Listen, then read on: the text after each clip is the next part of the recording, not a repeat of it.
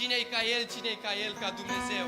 Atotputernic împărat, Domn peste toate înălțat, nimeni nu este ca Dumnezeu. De aceea laudă-L, închină-te în dimineața aceasta, pentru că nimeni nu este ca Iisus Hristos.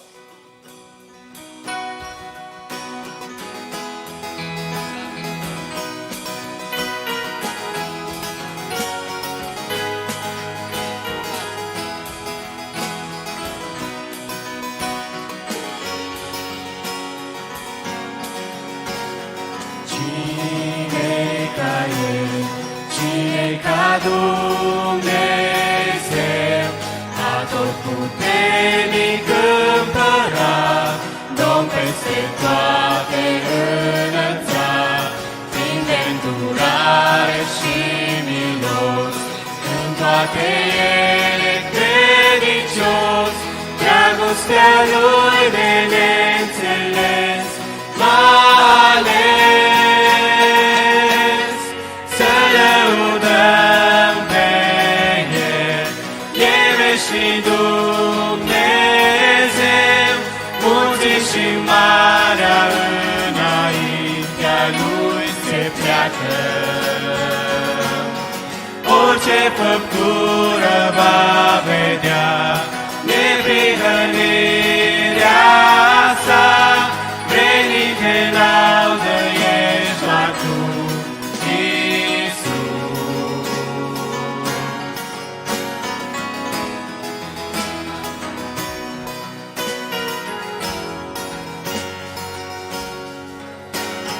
Doar lângă Tine vreau să rămân, Iisus, la pieptul Tău să mă odihnesc, liniște-n suflet să primesc, nimic din lume nu-mi va da pacea ce-o am din mâna Ta, nimic nu poate înlocui prezența Ta.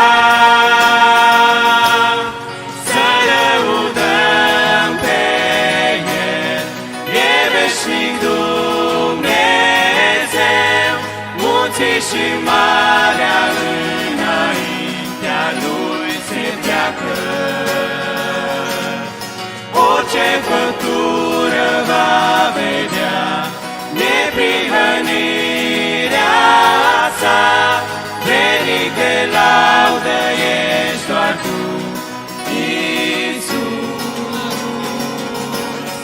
Să lăudăm pe El, e veșnic Dumnezeu,